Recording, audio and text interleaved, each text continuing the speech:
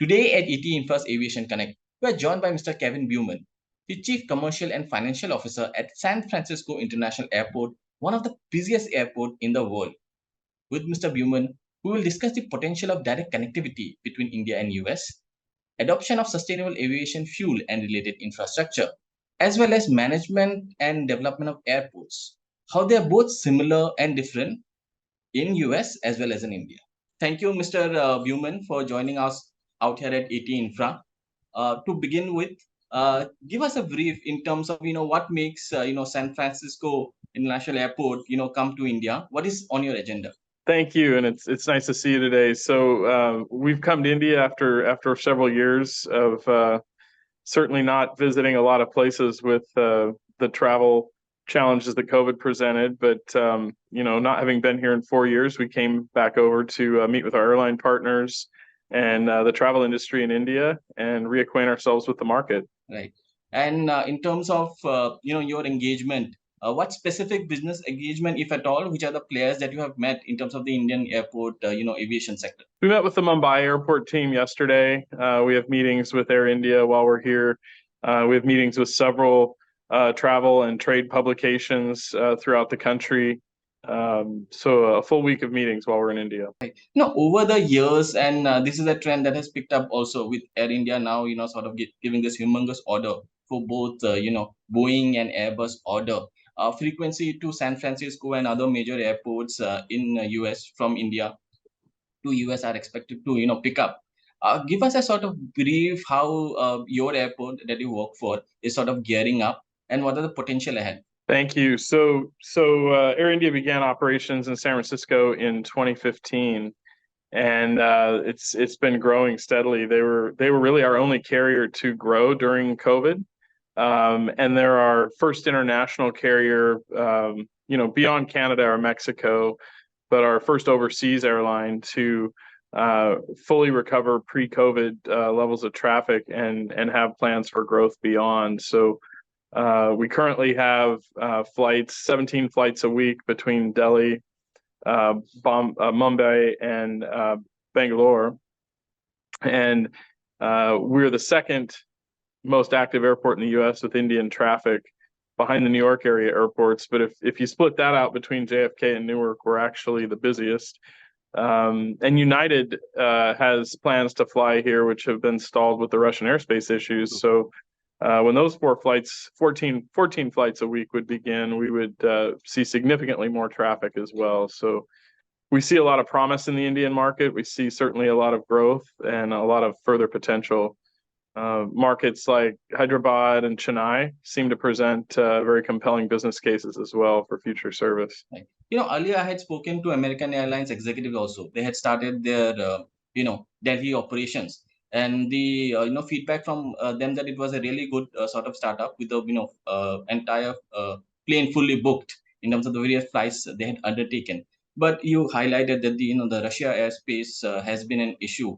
Would you give us sort of an outline, because the Ukraine conflict doesn't seem to end anytime soon, and hence the airspace restriction might remain for the foreseeable future. How you're sort of navigating through that, because with the fact that now the economy is opened up post COVID, the activities have really sort of increased, the business activities at least. So how do you sort of navigate through that? Well, I think specific to India, obviously it presents a challenge for the American carriers depending on their geography of the markets they're looking to serve from North America. So the polar routes are affected, or some of the Northern Pacific routes. And so as we look at the restart of certain other markets in Asia, there could be some impact there as well. But I think it's changed the landscape of certainly what is possible with some destinations. You look at Helsinki, Finland; they're significantly impacted by Russian airspace closures. So there's certainly some challenges out there, but I think it's also taken us to look at other markets and destinations that perhaps were maybe not as high a priority or didn't present the same type of potential. So we're optimistic about the Indian market as we further look at the numbers and the type of growth we're seeing. Just in the first 6 months of 2023, compared to same period in 2019, we've had 186% growth in this market. So the passenger numbers are strong, and there seems to be much more even behind that. One of the aspects, post-COVID that I've learned from the industry stakeholders is the direct, India to US flights have increased. Earlier, pre-COVID, the pattern was that the hub and spoke model used to work, where Indians used to go to the Middle East from Dubai and take on a flight to either Europe or to the US. Now, the tendency or the trend of direct flights, let's say between Delhi to New York or Delhi to San Francisco, has really picked up. But given the fact that we have a sort of a volatile sort of situation right now where oil prices will probably remain on an elevated level for some time, they may also include that the flights, the ticket prices between, let's say, India and US destinations may increase. So how you sort of see this particular, momentum, those direct flights which had started, or what are the things that we could do that we maintain that momentum of that pace? Mm-hmm.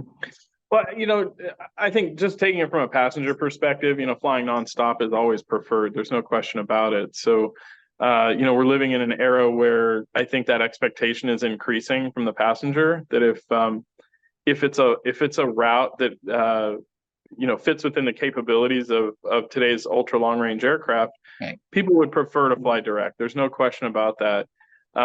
It also presents some challenges, though, to the airline, because as you're flying direct, you've got to be able to fill those seats with a much different dynamic than hubbing through some intermediate destination. So the challenges to the airlines notwithstanding, I think the consumer preference is there, but the market like India, a market like India that that has so much potential in it, the nonstops tend to work very well, and we see potential in a market here like in Mumbai to increase that to a daily frequency from its current. So the growth opportunities even within the nonstops are considerable. If we look at connect traffic, from certain markets, not that's it just presents some different challenges for the passenger in that case. You talked about your visit to the Mumbai International Airport. Another major marquee airport, Greenfield Airport, is coming up not very far away at Navi Mumbai. Have you explored the potential as and when? Because what we know is that by December 2024, that airport should be operational, at least the first phase of it. Have you explored the potential where, as and when the Navi Mumbai becomes operational, how it augurs for both the countries in terms of connectivity? Yeah, it's an interesting question. We have been thinking about that and discussing it as well, and it's I'd say in some ways it's too soon to tell. But when you have markets, a Tokyo per se, where you have two large airports within a metro region, it certainly seems there is a case to support service into both. But I think more importantly would be getting to daily service, just to ensure the access and the frequency, and then look at starting to move amongst the various submarkets there, the local airports that are available. But it's something we'll be looking at closely. It's exciting to see. I mean, it's a significant increase in potential capacity. As I understand it, there's year one capacity that's quite substantial. 20 million passengers, I believe, is what they shared yesterday. So that's a significant lift for the region here, and I'm sure the residents of Mumbai are very excited about that, as well as you look out to the east with Pune and some of the surrounding communities, it creates better access for those areas as well. So it'll be an exciting development to watch. No, the reason why I asked you, because out there I met senior government officials from the Ministry of Civil Aviation out here in India on Saturday, and the estimate is that what the government is planning to do is basically bring up this concept of twin city airports, at least 6 twin city airports by 2030. So you already have sort of 3 operational, be it the Delhi, then Greater Noida, where Zurich is involved, then obviously Mumbai and Navi Mumbai. And so those are the aspects they are looking in, and we have already in Goa. It's a very prominent tourist destination, which now have 2 airports. So twin city concept, more airports coming in. Obviously, the potential for the American companies and the ones involved in the aviation sector then opens up.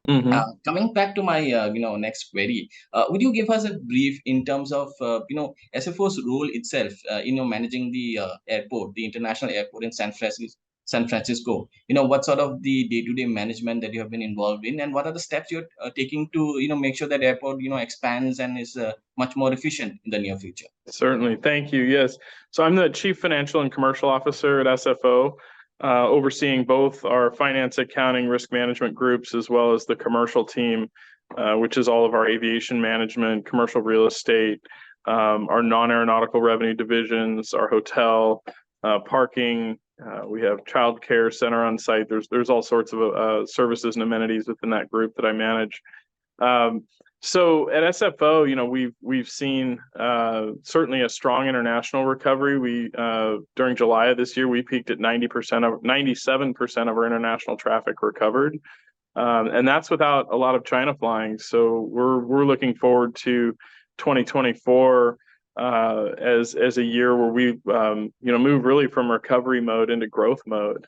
And India is one of those exciting markets when we think about growth because of things like new airports, as well as Air India's ambitious plans for growth, and we see a lot of potential.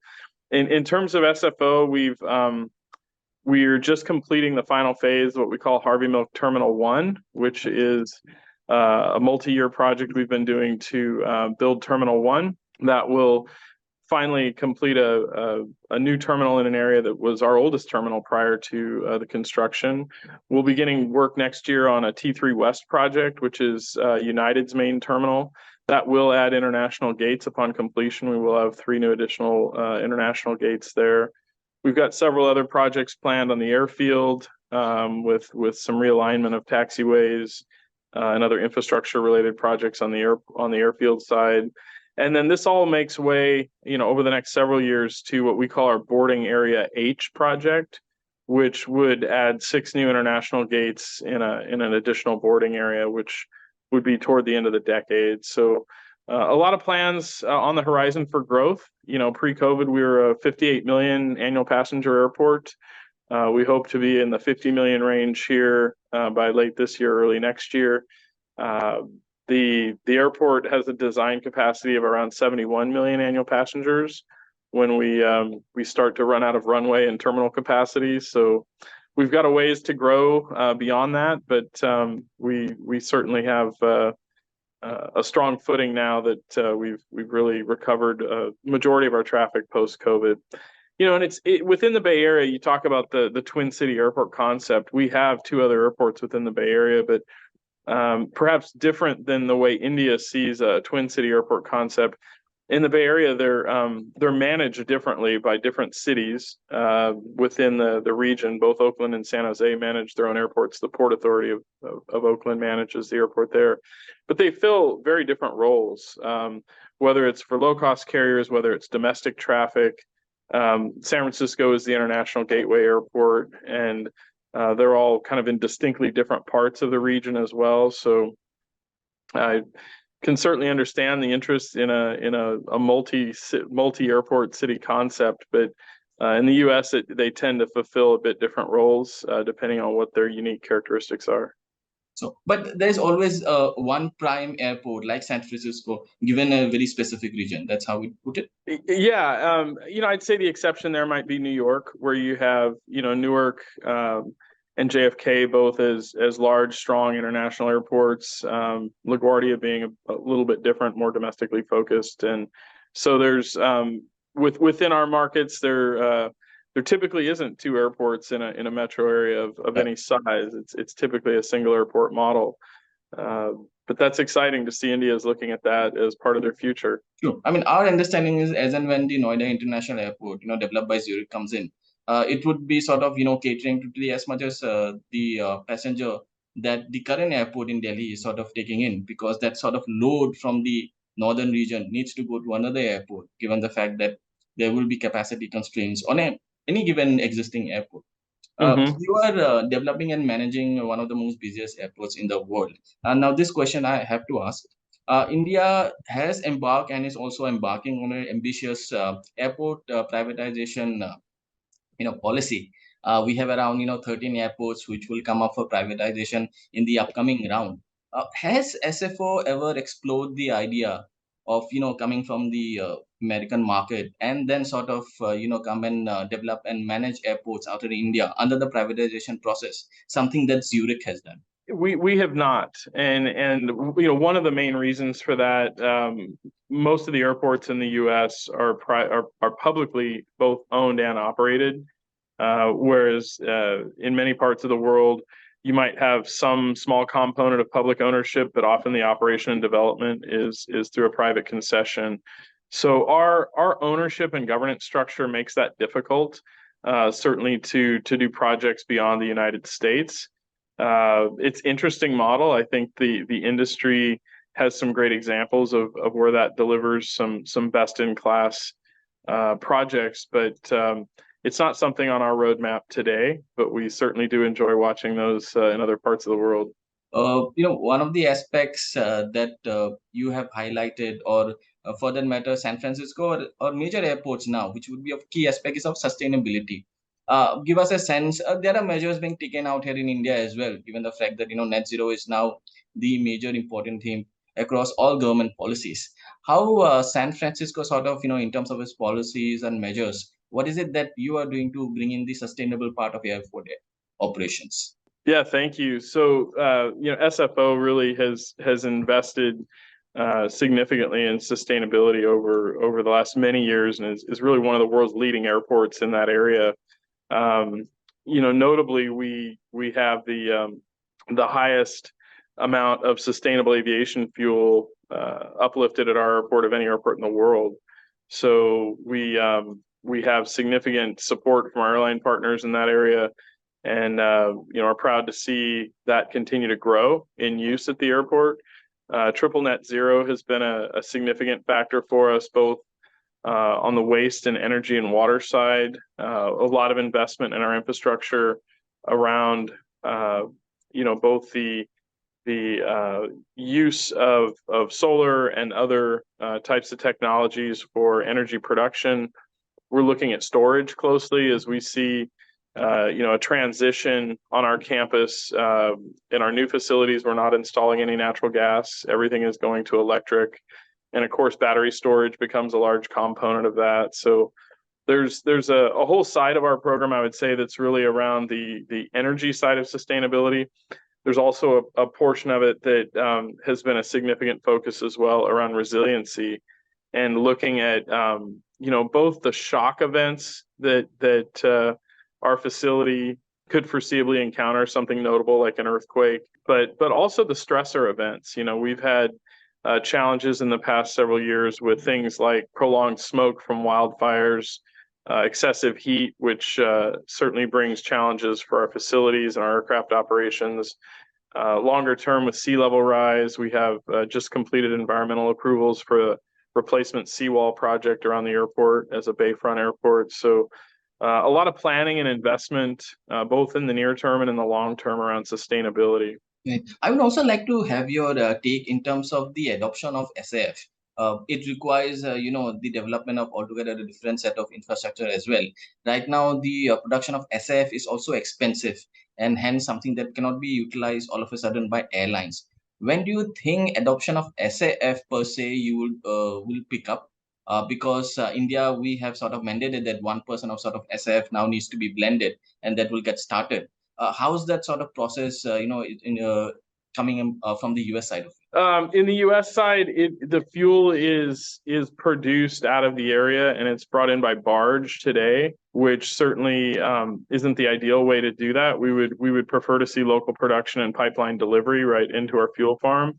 There is work undergoing for refining capacity in Northern California. That's still a few years out, but I think the importance of this to the industry is, it really can't be understated, because the ability to use that as a drop-in fuel is significant until future types of fuels, whether that be hydrogen or hybrid, hydrogen electric, however the industry goes, particularly on the longer haul transport category aircraft, that the technology is just not there yet. And of course, with the time to develop that and certify an airplane, I think SAF has a fairly lengthy future in front of it. So it's something we're actively involved in. We're very supportive of the efforts to bring that type of capability into our region. And for a country like India, that challenge is no smaller. You've got to have the proper feedstocks, you've got to have the proper refining capacity, and then you've got to have a supply chain to deliver it. And that all takes time and investment in a fairly still speculative space. But I think the industry has demonstrated that if it's there, they will buy it. The commitments we're seeing by carriers in the U.S. are substantial, and it's in many cases limited more by the availability of the fuel than it is by their willingness to pay for it. Does San Francisco Airport itself, do you have any blueprint in terms of SF infrastructure? Do you have a blueprint or a deadline by which you will have a substantial sort of infrastructure that will come up in order to support it? Well, today it's less about our infrastructure, because we have existing pipeline, fuel farm, hydrant system, of which we're using it as a drop-in fuel into that system today. So we don't, in the immediate future, need additional infrastructure to do that.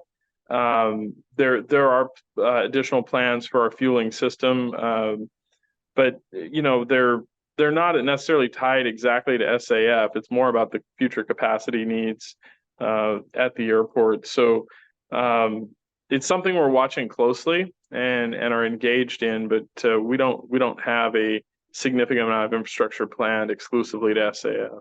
One of my last queries. You have, you are on a special visit to India and in Mumbai right now.